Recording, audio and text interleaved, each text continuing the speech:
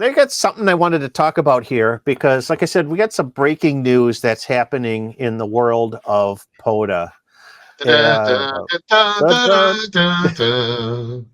the Parks on the Air Facebook page, you might have seen this posted today, but it was by Sean Pine. He's the, what's his call sign? W4. BKR. He's the mapping coordinator for Virginia and Delaware. But there's been an issue with Virginia wildlife management areas and fishing lakes in that they've had to set their the Parks on the Air has set those entities, and that accounts for about 50 park entities in the state of Virginia as inactive wildlife management areas and state fishing lakes because they've received pushback by conservation officers that park activators need the required special use permit. Sean investigated this and tried to figure out, what was going on. Talked to park leadership and whatnot for conversations. Further conversations confirmed that future SUP state use special use permit requests for amateur radio would also be denied, making it clear there was no viable path forward to keep these parks active, with no workable compromise and no indication that this restriction will be temporary. So they've deactivated these parks. The reason why the state has said this is that it was amateur radio activity is considered outside the intended purpose of these areas, and these areas primarily for hunting and fishing. So they feel that this is not something that is amateur radio does not fit into those special uses. Now, I suppose you can argue one way or another, but Yeah. this is an unfortunate direction things are kind of heading. Right. I guess my question is like, what problems are hams causing? Mm-hmm. Right. I mean, like they got first up when they ask, "Oh, what you hunting?" Like, I'm not hunting. The main thing, the words I've run into in Wisconsin is like, you got a license, hunting license or a fishing license. But if you don't see a pole or a gun in your car, then they really don't give a much of a hoot, unless you're Yeah. causing a problem. And again, we leave no trace behind, just a small footprint. Keep the noise down, wear headphones if you can. Yep. And really, Michael and I have not ever had a problem.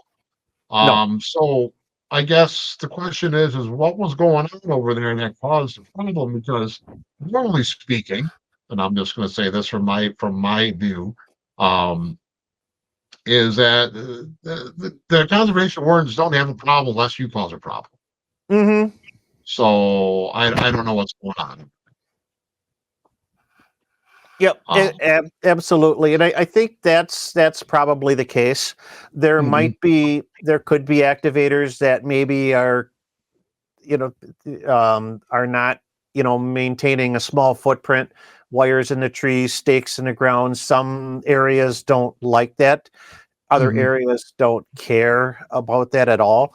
mhm. That's something you really have to be aware of, though. Right. Or putting up pop-up shelters or loud audio or banners and flags and things like that really draw attention. I know some people feel that Parks on the Air should be out there to educate and stimulate the interest in amateur radio, and Yeah.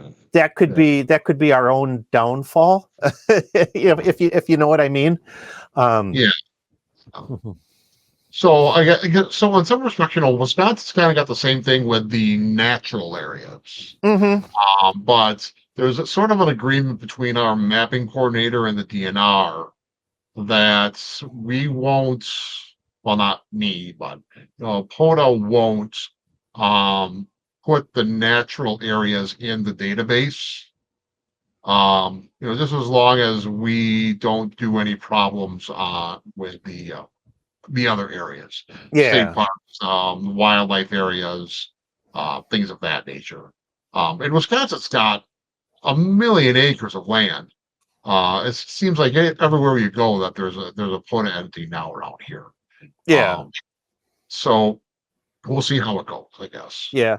Yeah. In Wisconsin, there's about 20 state natural areas that have made it into the database over the years, but no new ones have been added since the moratorium was lifted a couple 3 years ago. Right. It's natural areas are we've got wildlife areas which are open to a wide variety of uses: hunting, fishing, trapping, foraging. Natural areas tend to be a little bit more restrictive because they are usually they're designated to protect a certain type of flora or fauna Mhm. or natural or geographic something that's in that area. So they get a little bit more persnickety about what kind of activities happen in the natural areas. So even though they're part of Yeah. their DNR entities, a lot of times natural areas are encompassed inside of a wildlife area or a park anyway. So it's Mhm. you can still activate the park, but not the natural Right. area. And So. most of the time, we're just operating from a parking lot, anyways. Mhm. Like if I find a hunting area, a wildlife area, I just find a remote little parking spot that's listed there. That's where I set up. Yep. Nothing fancy. I don't go out into the wilderness or anything real deep into the woods. I'm just gonna go where I can park the truck, throw the magic carpet out, make my 15, 20 contacts, and get the heck out of there. I don't Absolutely. I don't set up banners. I don't get loud. I just do my thing and I pick everything up. Usually, if I see some garbage, I'll throw that in the back of the truck as well. Just leave the place a little bit better than what I found it, and Yeah. move on. And I think, Um, yeah, and I think that's the key to things. I know I saw a comment up here. Let's see. So I heard that there's been a problem in the past with wildlife refuges, especially on the East Coast. Some of the management in the wildlife refuges have been concerned about amateur radio use because right, there again, that's not the primary purpose of the refuge, and they're concerned about the animals that um, inhabit the refuge. So if you're going to be activating wildlife refuges, you almost certainly want to use, maintain a very low profile, the lowest impact you can. mhm, Um, just simple antennas, mag mount on the ham stick on the roof, 8TAS 120, things like that, or just a right, simple vertical with nothing drilled into the ground, just to right. kind of keep on the right side of the U.S. Fish and Wildlife Service. Be Um, mindful. You wouldn't go mhm. set up a photo activation at the USS Arizona Memorial, Yep. right? Yep. You know, I don't know. Common sense isn't very common sometimes. And I'm not gonna blame anyone in particular. I get it. Um, Yeah. but I think some of this is there are some people out there that make a production of it. Yep. And I think that's what's going on. Yeah, and Right? Sean, yeah, and Sean, really, to try to stay, in the good graces with conservation officers, park rangers, and things like that. He listed a few really good tips for responsible activation, Mhm. and these are things we've talked about. Keep your footprint small, avoid large antennas, fields, or big setups. Um, be mindful of timing and impact. Consider season sensitive habitats and primary purpose of the land you're operating on. Like, last week was the Wisconsin gun deer hunting season. I stayed out of the wildlife areas because I know that the parking areas would be utilized by hunters. Right. Um, Stay respectful during interactions. Most officials aren't familiar with amateur radio. That's absolutely true. A positive encounter helps everyone. If asked to pack up, don't argue. Show any permits or documentation you have, but don't escalate. Bad interactions can have long-term consequences. And if you run into a situation, report issues to your state mapping representative. They all, all of them rely on that feedback. If they don't know about the recurring problems at a park, they can't work to address them. Right, right. Most of the state mapping representatives actually have contacts with the DNR and the other agencies that manage these, and they can just talk about them with them and try to take care of things, I guess is the best way to say it. This brings me to my second point. Mr. Mark DW says, in Louisiana, we need a hunting or fishing license to use wildlife management areas for any reason. And, I think getting a fishing license at the very least, or a conservation license, might not be a bad idea, because this is what's going on in the state of Wisconsin now.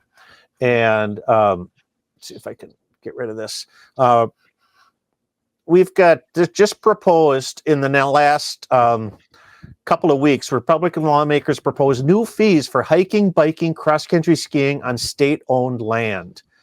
And this could impact anybody that utilizes any type of wildlife area in the state trail in the state of Wisconsin. Famously, just a little bitty bit of background, Wisconsin state parks are self-funded. Since the mid 2010s, they have not received funding from the state to maintain state parks, state trails, and other things. It's all self-funded by user fees, by your vehicle admission sticker, by your campsite registration fees, by your state trail pass for biking or cross-country skiing, by your hunting, fishing, and conservation license. But they still are managing a $16 million shortfall in the budget, according to these two representatives. And what they want to do in order to meet that shortfall is to increase bike and ski passes to $40 a year, and adding a $20 hiking permit for state trails. Presumably that would include the Ice Age National Scenic Trail. So having everybody pay their way. So, and they feel that something like this would fix that budget shortfall. So maybe that's something that we need now that this legislation hasn't been introduced yet. There hasn't been any hearings. Basically, they're looking for co-sponsors, so it could die. Hopefully it dies. Yeah. I mean, don't get me wrong. If there's going to be one entity in government that I'm going to probably give a few bucks to and not cry about, it'd probably be for state parks, right? Every other state entity that wants money from me can, just shove off. Yeah. Oh, absolutely. I enjoy the state parks, and for the most part, I'll do my parts. It just seems like they want to have specific uses and specific dollar amounts to that. I guess if you're going to do something like you said, you have to have a hunting or fishing license. Okay, that's fine. That's not terrible. But if you're going to nickel and dime it, you need 20 for hiking, 40 for foraging, 40 cross country. That's ridiculous. Just get a vehicle sticker like for everything else, and just one sticker. Okay, fine. Or just gosh, we should put it back into the state budget. My gosh. Yeah, there would be that too. I mean, but Wisconsin. There's Wisconsin is the third most dysfunctional governmental organization in the world. I mean, and there's some third world countries that do better than the Madison. Yeah. There's a great disparity if you look at the cost of utilizing state parks, this in Wisconsin and other nearby states, Illinois, Minnesota, and Michigan. There's this lack of funding from the state definitely has caused a disparity in both the cost of the user fees, but also in the expense, or I should say the expense of the user fees, but also the cost of the deferred maintenance that has happened in the last decade to the state park system. It's just terrible.